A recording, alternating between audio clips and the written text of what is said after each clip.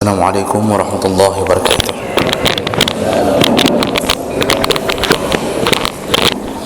Alhamdulillahi rabbil alamin.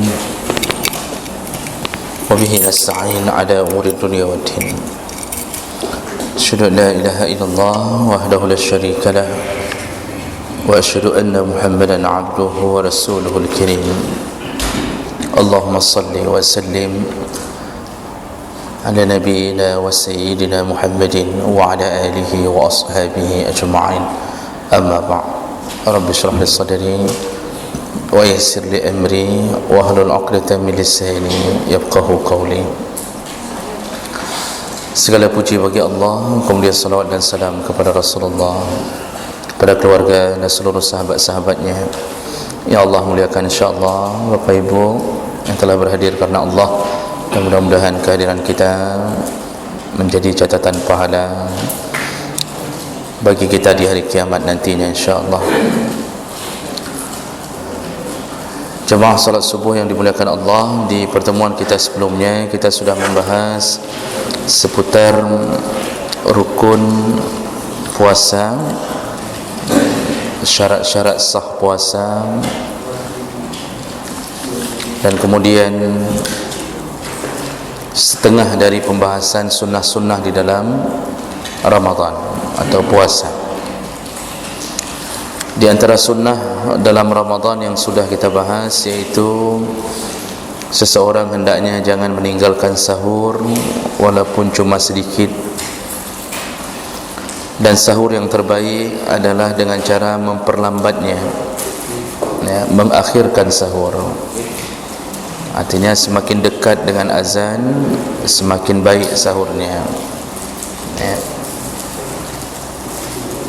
Tetapi jangan sampai bersahur ketika sedang azan atau ketika dimulai azan, karena itu sudah berada di garis merah, ya, maka diberikan tanda sirine untuk berjaga-jaga. Sunnah berikutnya ta'jil al-fitr, mempercepat berbuka, ya. Artinya kalau sudah waktunya berbuka, hendaknya seseorang segera berbuka, jangan menunda-nundanya. Dan berbuka yang sesuai mengikuti gaya Nabi adalah berbukalah dengan kurma ar-rutab, kurma basah. Kalau tidak ada kurma basah, maka carilah tamar, kurma kering. Kalau tidak ada kurma kering, maka barulah meneguk air. Jadi air itu setelah kurma. Begitu cara berbuka Nabi SAW. Nah, setelah berbuka baru mengucapkan doa. Jadi tadi waktu makan pertama bismillah, kemudian setelah berbuka baru mengucapkan doa.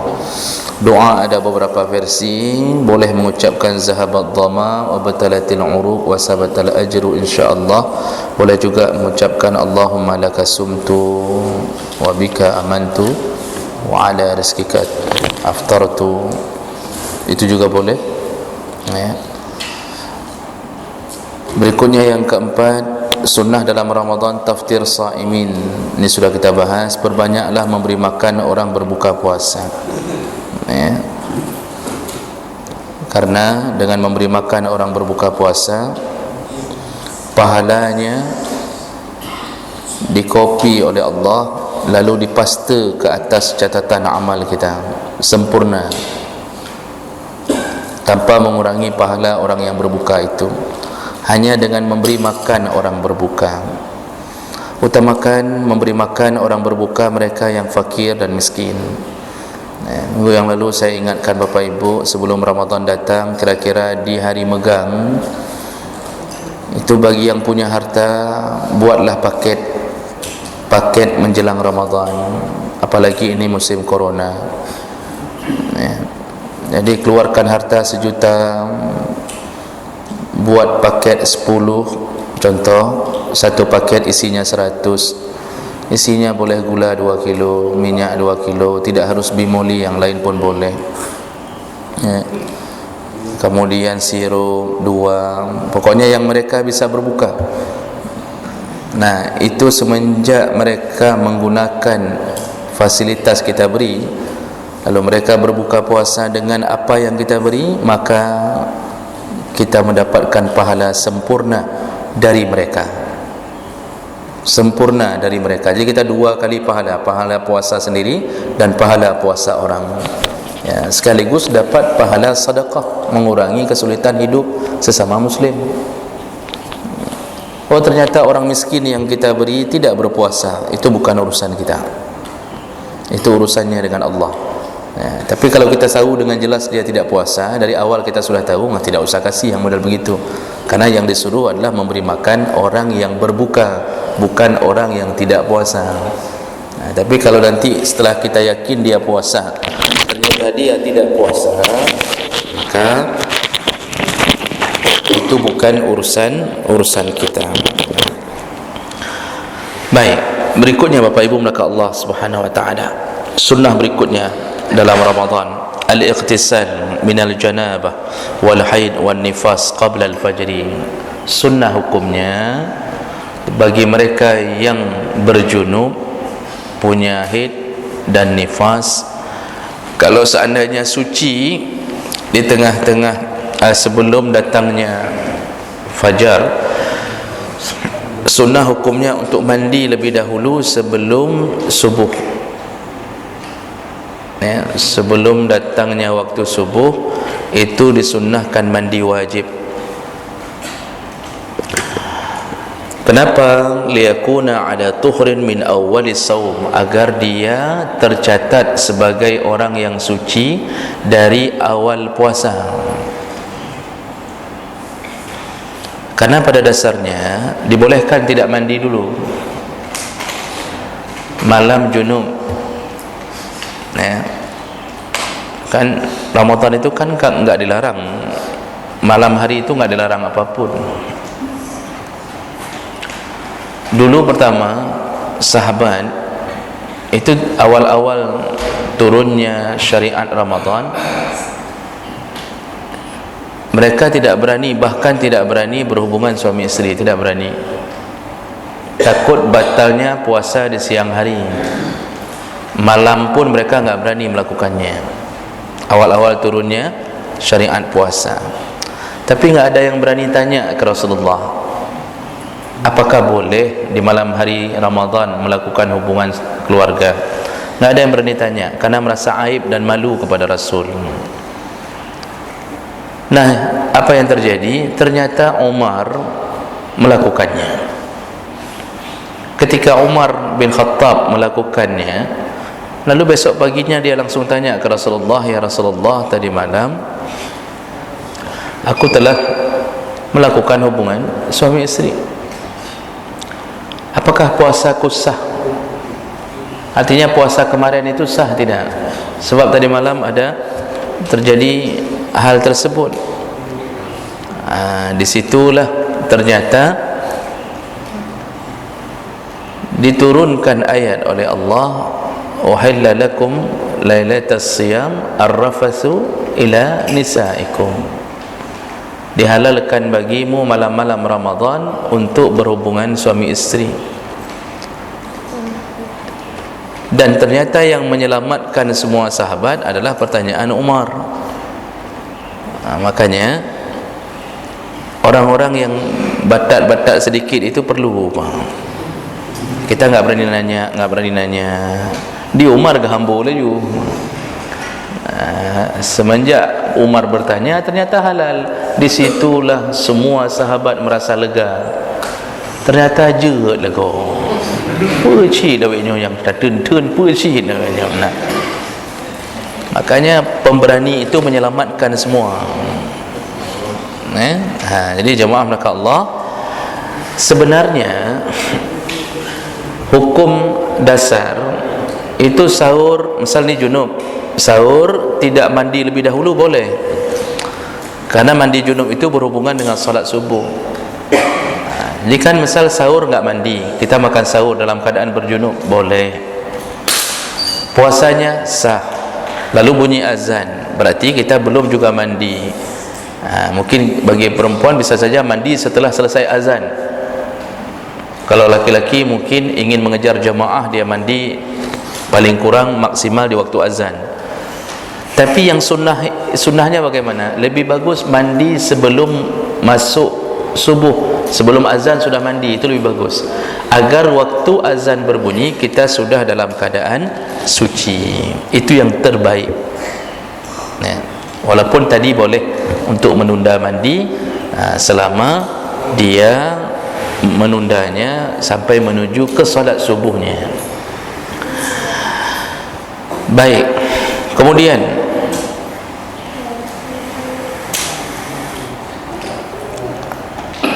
sunnah berikutnya, kaful lisan wal jawarih an fudulil kalam wal af'al allati la isma fiha, wa amma al kaf 'anil haram kal ghibah wan namimah wal kizab fa yata'akkad fi Ramadan. Selama Ramadan berlangsung, maka tahanlah lidah, tahanlah lisan dan anggota tubuh dari melakukan sesuatu yang tidak bermanfaat, dari membicarakan sesuatu yang tidak bermanfaat, atau melakukan sesuatu yang tidak bermanfaat walaupun tidak berdosa. Selama Ramadan jangan banyak menggunakan lidah dan anggota tubuh kepada hal yang tidak bermanfaat walaupun tidak berdosa. Apalagi yang berdosa. Yang tidak berdosa saja selama Ramadan tahan. Jangan banyak mengambil melakukan tindakan lisan dan anggota tubuh yang sia-sia walaupun tidak berdosa. Nah, jadi contohnya kita bicara yang enggak penting, Pak. Dalam Ramadan itu tinggalkan. Perbandingannya lebih bagus baca Quran daripada ngomong.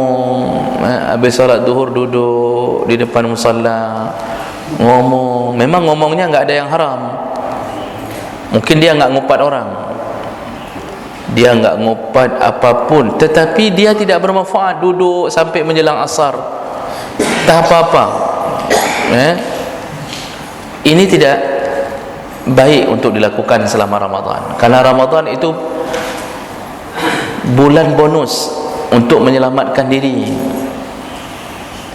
Nah, tapi bukan bermakna tidak boleh sama sekali. Sekedarnya saja okey, tapi perbanyak yang bermanfaat.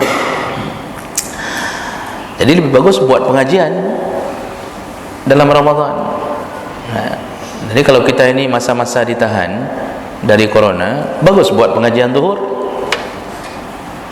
Habis salat zuhur kita duduk-duduk sebentar buat pengajian zuhur, mungkin sekitar setengah jam, daripada kita langsung kumpul-kumpul tidak menentu. Maka itu sudah menimbulkan pahala. Tapi jangan suruh saya lagi pengajian zuhur. Kok kabar punah dah jadual. Artinya begitulah. Juga jangan melakukan tindakan anggota tubuh yang tidak bermanfaat. Seluruh anggota manfaatkan semaksimal mungkin. Jangan banyak duduk-duduk, jalan-jalan. Jadi dalam Ramadan coba bayangkan, habis salat subuh orang jalan-jalan, Pak. Itu asrama subuh, itu jalan-jalan.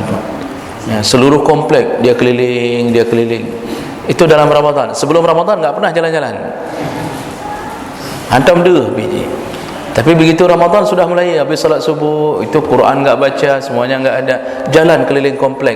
Nanti jam 9:30 sudah capek sampai ke rumah tertidur. Begitu itu terusan selama hari Ramadan. Entah apa maksudnya enggak tahu. Ini tidak perlu dilakukan dalam Ramadan. Perbanyak yang bermanfaat. Duduk-duduk di kedai kopi walaupun tidak ada kopi, itu tidak ada manfaat selama Ramadan. Artinya tinggalkan pekerjaan yang mubah tapi tidak bermanfaat, ambil ke yang bermanfaat. Apalagi kalau yang tidak bermanfaat saja dilarang, diutamakan untuk tidak dilakukan, apalagi yang sampai menimbulkan dosa. Contohnya apa? Kal ghibah, mengupat, wan namimah, mengadu domba, al kizab, berbohong, dan seterusnya. Amalan-amalan ini sebaiknya ditinggalkan, betul-betul ditinggalkan dalam Ramadan, dan jangan berencanakan untuk mengqadanya setelah Ramadan. Karena ada orang dia tahan ngupat, setiap ada orang mau mengupat dia mengatakan ni Ramadan, tapi yo hilai untuk Idul Fitri dah dekat dia kata ya.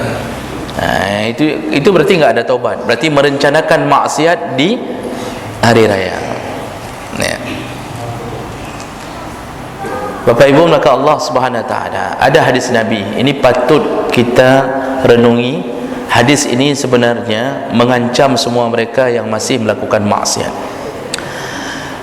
Kata Rasulullah sallallahu alaihi wasallam, hadis riwayat Bukhari, Abu Daud, Tirmizi, Nasa'i, Ibnu Majah dari Abu Hurairah radhiyallahu anhu, man lam yada' qaul az-zur wal 'amal bihi falaysa lillahi hajatun fi ay yada' ta'amahu wa syarabahu. Kata Rasulullah, barang siapa ketika masuk Ramadan belum merencanakan meninggalkan qaul az-zur, yang belum merencanakan meninggalkan perkataan buruk, wal amal bihi, dan pekerjaan buruk atau amal buruk, perkataan dan amal buruk enggak ada rencana ditinggalkan setelah masuk Ramadan, maka falaisa lillahi hajatun, Allah tidak membutuhkan. Apa yang Allah tidak membutuhkan? Allah tidak membutuhkanmu untuk berpuasa, untuk menahan makan dan minummu. Maksud hadis ini, kalau masih maksiat dalam Ramadan, seakan-akan Allah ingin mengatakan enggak usah puasa ajalah. Seakan-akan dalam hadis ini Allah ingin mengatakan enggak usah puasa saja kalau masih melakukan maksiat mulut dan maksiat amalan. Kenapa? Maksudnya engkau tidak akan dapat apapun dari puasamu kalau masih meneruskan maksiat. Nah, ini sebenarnya perlu menjadi renungan bagi kita yang tidak ada rencana taubat dalam Ramadan, karena salah satu syarat taubat dia betul-betul meninggalkan maksiatnya sampai setelah kapanpun setelah Ramadan. Tapi kalau enggak ada rencananya, berarti Ramadannya sia-sia. Maka salah satu yang menyebabkan diterimanya pahala dalam Ramadan adalah taubat. Kita puasa Ramadan sudah berapa kali? Ada yang 20 kali, ada 30 kali. Tapi ada yang tidak ada rencana berhenti dari maksiat. Contoh makan riba, enggak ada rencana berhenti. Sudah 30 kali Ramadan tetap berhubungan dengan urusan kredit sana, kredit sini. Ini menunjukkan apa? Dia memang enggak ada rencana berhenti dari melakukan maksiat. Apa kata Allah? Enggak usah puasa saja. Nah, ini bisa menghilangkan pahala. Puasanya sah tidak? Sah, selama syarat dan rukun dapat. Syarat dapat, rukun dapat, sah. Berpahalakah? Tidak. Jadi apa yang kita lakukan? Kita telah menjadi pegawai yang tidak bergaji. Orang bekerja tidak bergaji. Jadi ya kerja terus, kerja. Karena memang motto kita sekarang kerja. Nggak usah mikir-mikir, kerja. Habis kerja tidak ada gaji. Adakah orang yang mau habis kerja tidak ada gaji? Tidak ada yang mau. Begitulah orang-orang yang melakukan maksiat dan meneruskan maksiatnya setelah Ramadan. Jadi enggak ada rencana itu, hana rencana piuh. Sia-sialah puasanya. Jadi Bapak Ibu maka Allah Subhanahu Wa Taala, hati-hati dengan metode menghilangkan pahala. Dalam hadis Abu Hurairah yang lain riwayat Bukhari Muslim, Rasulullah berkata, "Idza kana yaumu shaumi ahadikum," kalau salah seorang di antara kamu sedang berpuasa, fala yarfus, jangan bicara yang jorok-jorok. Dalam Ramadan fala yarfus, jangan bicara yang jorok-jorok. Yarfus itu porno-porno, rafasa. Wala yaskhab, dan jangan mencaci maki, jangan bicara demenak-demenak. Fa in syatamahu ahadun aw qatalahu, kalau ada seseorang yang mengajakmu bertengkar atau mencacimu, falyaqul, maka hendaknya dia menyahut, inni shaim, aku sedang berpuasa. Ini dalam Ramadan, kalau ada orang yang mengajak bertengkar, maka cukup katakan, lakai maaf, lu tengah berpuasa. Diajaknya lagi, oh kah bangai kah hang kadejut, macam dia bilang pengecut, dia mengatakan itu, kita tetap mengucapkan inni shaim, mohon maaf saya sedang puasa. Maksud kalimat ini apa? Mohon maaf saya sedang puasa, saya tidak akan meladenimu. Bukan bermakna saya takut denganmu. Itu maksud kalimat itu. Long kania kekah, tapi tengah puasa. Kapreh ahli hororea apa? Itu sama saja, berarti enggak ada rencana taubat. Kalau masih begitu, masih berarti enggak ada rencana taubat. Ini kapreh apa? Ahli hororea kapreh. Ikut pintu rumah kadang. Misal begini, berarti enggak ada rencana. Artinya tahanlah diri, jangan sampai dengan orang yang bangai ini, yang mengajak berantem ini, jangan sampai pahala kita habis. Maka enggak usah ladeni yang begitu-begitu, Pak. Enggak usah ladeni. Kita cukup bilang saja bahwa lu dalam puasa. Nyo bosohnya lebih raya daripada bosoh kau. Cuma lu dalam puasa. Laki maaf dalam puasa. Pergi terus, Pak, pergi. Jangan ladeni. Kenapa? Habis pahala kita gara-gara meladeni orang yang begini. Di situ disuruh tingkat bersabar betul dalam menghadapi kemuliaan Allah dalam bulan Ramadan. Makanya Ramadan itu besar-besar pahalanya. Kenapa? Karena amalnya pun berat untuk dilakukan. Di tengah lapar disuruh bersabar. Biasanya Pak, orang kalau sedang lapar diajak berantamnya hanya fikir panjang, Pak. Orang kalau sedang lapar diajak berantem itu enggak mikir panjang. Tapi dalam Ramadan sedang lapar diajak berantem, disuruh ucap sama Nabi, saya puasa. Mohon maaf saya puasa. Nah, jadi begitu. Baik, itu sunnah dalam Ramadan. Tahan anggota tubuh, tahan lisan agar sempurna pahala kita. Berikutnya, tarkus syahwan al-mubahat allati la tubtilu shaum. Tinggalkan hal-hal yang bentuknya syahwat. Walaupun syahwat itu dibolehkan, tapi tinggalkan. Jadi contohnya seperti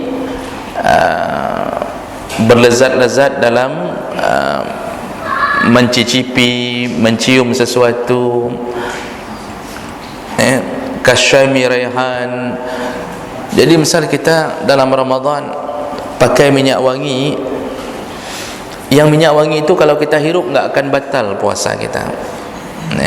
Kita taruh minyak wangi untuk menahan supaya kita sanggup puasa. Boleh, tetapi tidak baik. Atau kita berendam di kolam renang dari pagi sampai berbuka puasa. Mana haid dah puasa, berendam terus-terusan. Baik, boleh, tetapi tidak baik. Artinya tinggalkan sesuatu syahwat, keinginan untuk bersenang-senang, walaupun tidak membatalkan puasa. Berikutnya, sunnah berikutnya, at-tawassu'ah 'alal 'ayal wal ihsan ila al-arham. Selama Ramadan berlapang-lapanglah kepada keluarga, berbuat baiklah kepada rahim atau saudara rahim, wal iktsar minas sadaqah 'alal fuqara wal masakin, perbanyaklah sedekah kepada fakir miskin. Karena Rasulullah sallallahu alaihi wasallam diceritakan oleh Aisyah dalam hadis riwayat Bukhari Muslim bagaimana keadaan Nabi waktu Ramadan, annahu sallallahu alaihi wasallam kana ajwadun nas bil khair. Rasulullah itu orang yang paling dermawan. Wa kana ajwadu ma yakunu fi Ramadan, tapi lebih hebat lagi, lebih dahsyat lagi kedermawanannya ketika dalam Ramadan. Hina yalqahu Jibril, semenjak diturunkan syariat puasa. Semenjak diturunkan syariat puasa oleh Jibril, Rasulullah asal bulan puasa itu bersedekah Pak, melebihi dari yang sebelum Ramadan. Padahal di luar Ramadan beliau hebat sekali sedekah beliau, apapun yang tinggal beliau beri. Tetapi dalam Ramadan, sambungan hadisnya, beliau bersedekah seperti angin berhembus.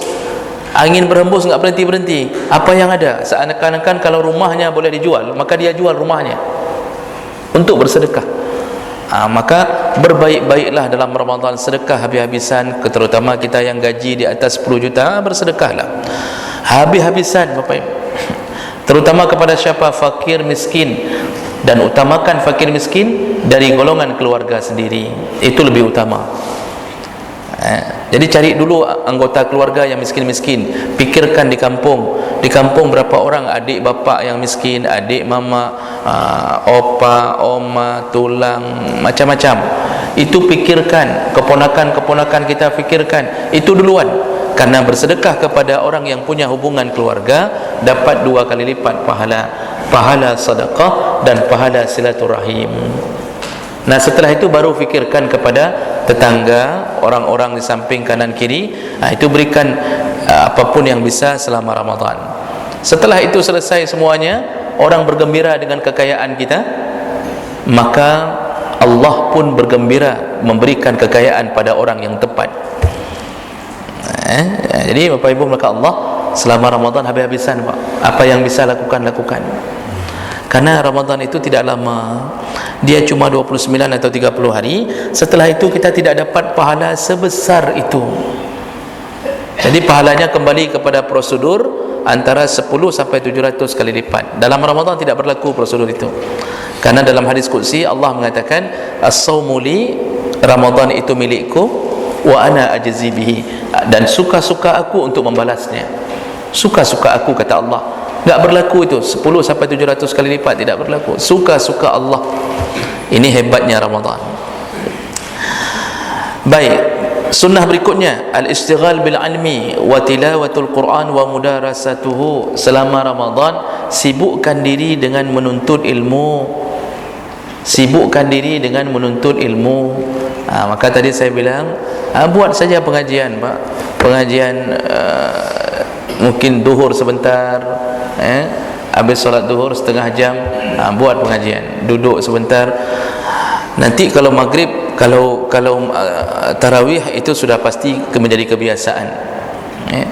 Nah, cuma karena kita musim-musim corona ini, lihat-lihat keadaan. Kalau memang berbahaya, ya tidak mengapa untuk dihentikan sementara. Tapi lihat-lihat keadaan.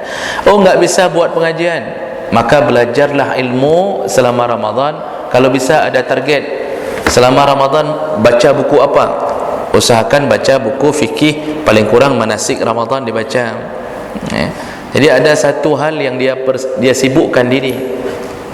Atau mau belajar tafsir juz 30 di rumah dengan suami, isteri, duduk berdua, ajarkan juz 30, baru 2 ayat, suami sudah tertidur. Kata isteri, kau fikir punya lakau lagi, kau murno lagi. Jadi yang penting intinya dia ada rencana. Jadi jangan kerja tidur terusan. Ada salah satu hadis itu tidak bisa dijadikan hujjah karena terlalu lemahnya. Yang berbunyi naumus shaim ibadah, tidurnya orang puasa ibadah. Itu hadis tidak bisa dijadikan amalan. Pertama, karena derajat hadisnya terlalu dhaif, lemah sekali. Yang kedua, tidurnya orang puasa itu baru dianggap ibadah kalau dia tidur karena meninggalkan maksiat. Contoh, dia baru pulang nih, tiba-tiba lewat, di depannya ada lewat seorang perempuan yang menggoda hatinya, terutama bagi mereka yang belum menikah, menggoda hatinya. Dia terbayang-bayang, takut jatuh ke dalam maksiat.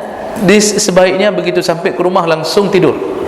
Jadi dia mencoba untuk meninggalkan maksiatnya dengan cara tidur. Itu baru berpahala. Tapi kalau model tidur dalam Ramadan, dari pagi tidur, terusan tidur sampai berbuka, paling salat duhur, habis itu tidur lagi, habis salat asar tidur lagi, habis maghrib tidur lagi, habis isya tidur lagi, nyoh aja kebur Pak. Tidak bisa dijadikan hujah itu. Karena disuruh beramal, bukan disuruh tidur. Baik. Jadi sibukkan diri dengan ilmu, atau tilawatul Quran, sibukkan diri dengan membaca Al-Quran. Bapak Ibu, maka Allah, terbayang atau tidak, ternyata Imam Az-Zahabi menulis dalam kitab Siyar A'lamin Nubala.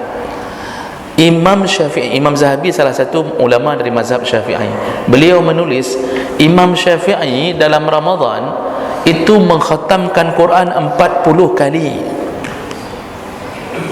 Imam Syafi'i mengkhatamkan Quran dalam Ramadan 40 kali, Pak. Sedangkan hari-hari dalam Ramadan cuma 29 atau 30 hari. Tapi beliau mengkhatamkannya 40 kali. Saking rindunya terhadap Allah, rindunya terhadap surga. Itu Imam Syafi'i. Ni kita hari ini yang mengaku bermazhab Syafi'i, 40 halaman pun enggak sampai. Bayangkan kesalehan Syafi'i. Dan ini wallahu alam bagaimana cara bacanya tidak tahu. Tapi beliau seorang hafizul Quran dari umurnya 7 tahun. Mungkin dalam setiap gerakan mulutnya terus kumat kamit untuk mengkhatamkan Quran. Tapi jiwa beliau persembahkan memuliakan Ramadan. Maka kita ini Pak paling kurang sekali khatamlah paling kurang. Ini ada yang belum khatam Ramadan lalu, masih tertinggal 15 juz. Nah rencana apa habis Ramadannya? Habis sih. Nanti tertinggal lagi 2 juz lagi. Udah 2 kali Ramadan, 1 kali khatam pun tidak pernah. Masya Allah, berarti begitulah berarti perjuangan kita masuk surga, dan begitulah ukuran surga dengan kita. Jadi karena Allah melihat perjuangan untuk mendapatkan surga. Jadi Bapak Ibu maka Allah, baca Quran banyak-banyak dalam Ramadan. Habis subuh baca, habis salat duha baca, perbanyak. Dan biasanya kita semangat 3 hari pertama. Kok semangat 3 hari pertama, Pak? Habis-habisan. Begitu masuk hari-hari berikutnya terus letoy. Hari ke-20 memang enggak baca lagi, Pak. Itu sudah sibuk dengan sinetron hidayah berikutnya. Jadi jangan tertipu, jangan terjebak. Khatamkan Quran walaupun sekali, karena Quran itu pembela kita di hari kiamat. Salah satu ulama dari tabi'in waktu meninggal, mau menjelang sakit tuanya, istrinya menangis melihat keadaannya. Dia menasihati istrinya, kenapa engkau menangis? Kata istrinya, aku melihat keadaanmu terlalu susah. Kata si suami, jangan susah. Di rumah ini aku telah mengkhatamkan lebih dari 1000 kali khatam Al-Quran. Jadi dia menyandarkan diri bahawa jangan susah, jangan sedih, aku telah mengkhatamkan Al-Quran di rumah ini lebih daripada 1000 kali. Dia menyandarkan diri kepada Al-Quran karena dia tahu bahawa Al-Quran akan mendatanginya di hari kiamat lalu memberi syafaat kepadanya. Maka habis-habisanlah dengan Quran dalam Ramadan. Kemudian wal azkar, perbanyak zikir, istighfar. Mungkin kalau sebelum Ramadan kita jarang istighfar, dalam Ramadan perbanyak istighfar Bapak Ibu. Rasulullah istighfar 70 sampai 100 kali, 2 model, 70 kali atau 100 kali. Jadi antara 70 sampai 100 istighfar Nabi selama sehari. Kalau bisa dalam Ramadan diamalkan. Perbanyak zikir-zikir. Nah kemudian wassalat ada Nabi, perbanyak salawat kepada Nabi sallallahu alaihi wasallam. Kullama tayassara lahu zalika lailan wa naharan. Perbanyak itu baik di siang hari maupun di malam hari. Nah, karena Jibril alaihi salam turun untuk mentadaruskan Nabi Al-Quran. Kan Jibril turun untuk mendikte bacaan Nabi. Itu turunnya di bulan Ramadan. Makanya ini amalan bulan Ramadan, salah satunya adalah membaca Al-Quran, bertadarus. Jadi tadarus itu mempelajari isi Quran, bukan tadarus itu kita persempit maknanya menjadi orang-orang yang kumpul, duduk keliling, lalu satu orang baca, yang lain bicara, satu orang baca, yang lain dengan HP semuanya, Pak, balas WA, balas Facebook, terus baca. Ini bukan tadarus namanya. Bukan tadarus, Pak. Tadarus itu satu baca boleh, yang lain simak, lalu dia ingatkan, kurang dengungnya, panjangnya, begitu saling menyimak, saling memperingatkan. Baca satu ayat, lalu satu orang satu orang duduk yang faham, lalu dia mengatakan ayat ini maksudnya ini. Itu bertadarus, mempelajari dari ayat ke ayat. Kalau bisa dalam Ramadan begitu. Ini yang jarang terjadi. Yang banyak apa?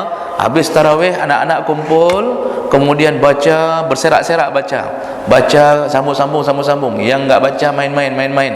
Nanti kemudian kalau sudah tengah malam dah bosan baca, mulailah bermain dengan speaker, bermain dengan mic, tak apa-apa. Ada yang kentut di mic, taruh mic di sini buat kentut, kemudian nyanyi-nyanyi di mic. Itu jam 12 ke atas, tetangga sampai ada yang enggak bisa tidur karena terlalu bau, kentutnya menyebar melalui mic, sabohnya. Yang hanya kebutnya. Terus bagi kita yang menghidupkan Al-Quran, lihat-lihat kalau ada tetangga yang tidak bisa tidur gara-gara bacaan malam-malam Ramadan, maka bukan salah tetangga itu, dia punya hak untuk bangun sahur, dia punya hak untuk istirahat. Kalau sudah jam 12, mic jangan lagi mic luar, pakai mic dalam, jangan lagi ganggu tetangga yang mempersiapkan Ramadan. Karena begini, ada orang yang sok berilmu. Begitu ada tetangga mengatakan mohon maaf hanjelo lo munyo lagi nyo, kami enggak bisa tidur malam Ramadan, sahur selalu enggak dapat, terlambat gara-gara kami enggak bisa tidur, terganggu oleh bacaan mic, apalagi muka speaker memang ke muka kami, kata dia. Jadi katanya speaker memang langsung ke rumah kami. Lalu ada orang yang mengatakan yang jin cikah Quran pi hanya ka dengar. Mulai dihinanya orang itu. Padahal ini perlu dipahami, kewajiban orang itu lebih utama daripada yang sunnah. Melaksanakan kewajiban terhadap orang, yang hak orang itu lebih wajib dijaga daripada mengamalkan yang sunnah. Baca Quran itu sunnah, tapi menghormati hak dan kewajiban orang itu lebih utama. Jadi perbanyaklah urusan ini. Kemudian 10 terakhir Ramadan, i'tikaflah.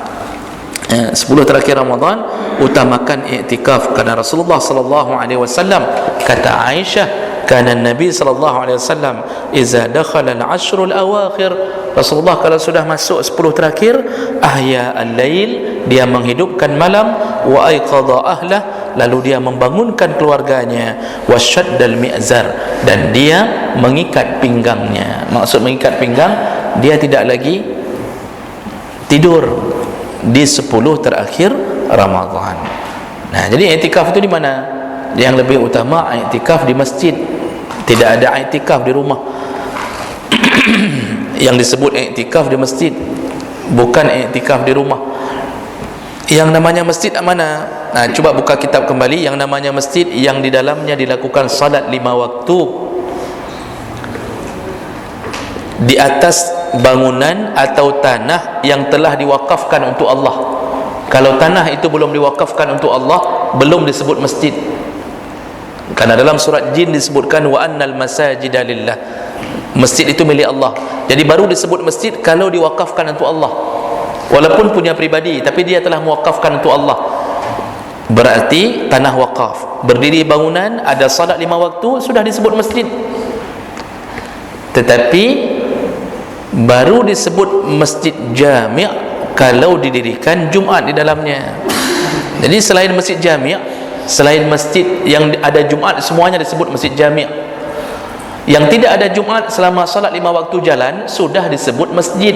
Walaupun bahasa kita menasah, musalla, tapi sudah disebut masjid kalau ada salat 5 waktu di dalamnya, azan berkumandang, semua salat ada.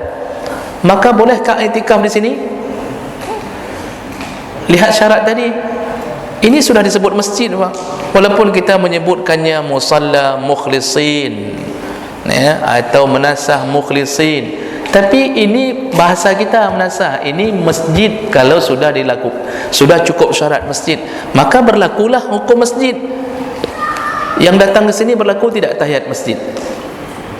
Berlaku, Pak. Berlaku tahiyatul masjid. Jadi ini bukan tahiyat menasah, ini tahiyatul masjid. Berlaku. Bagi perempuan yang tidak, yang haid, nifas, bolehkah duduk di sini? Tidak boleh. Dalam pandangan jumhur ulama, selama mereka dalam keadaan tidak suci. I'tikaf Ramadan bolehkah di sini? Boleh. Yang jadi masalah di mana? Enggak ada orang. Itu saja yang jadi masalahnya. Kena i'tikaf tidur tu, kena mesti i'tikaf, Pak. Itu contoh masalah. Makanya boleh hidupkan i'tikaf. Walaupun kita ingin lebih semangat beramai-ramai di masjid besar, silakan. Tapi atas nama masjid berlaku i'tikaf. Jadi yang namanya i'tikaf itu yang sebenarnya enggak keluar-keluar dari masjid. Ini enggak pulang-pulang. Rasulullah itu enggak pulang ke rumah kecuali hajat. Seperti dia mau ke kamar mandi, mau buang hajat, itu baru dia balik ke rumah. Selain daripada itu dia di masjid tidur siang malam. Apalagi ini kan masa corona kan kita diliburkan, Pak. Jadi mau buat panitia masjid, mau buat program iktikaf di sini, bawa kasur, bawa macam-macam, yang jangan bawa ranjang. Kasur bawa tidur di sini, silahkan, dibolehkan. Sampai 10 terakhir. Kapan keluarnya? Setelah salat hari raya. Itu baru sempurna seperti iktikaf Nabi. Masuk 21, malam ke-21, kemudian berpisah setelah salat Idul Fitri. Itu baru sempurna iktikaf seperti Nabi SAW. Perempuan bolehkah iktikaf? Boleh. Isteri-isteri Nabi juga beriktikaf, tapi dibuat tabir, dibuat penghalang oleh Nabi SAW. Baik, kira-kira begitu Bapak Ibu maka Allah Subhanahu Wa Taala. Kita bertemu kembali insya-Allah saya rasa masih satu kali lagi kita bertemu di minggu yang akan datang. Untuk hari ini kita cukupkan. Subhanakallahumma bihamdik asyhadu an la ilaha illa anta astaghfiruka wa atubu ilaik. Wassalamualaikum warahmatullahi wabarakatuh.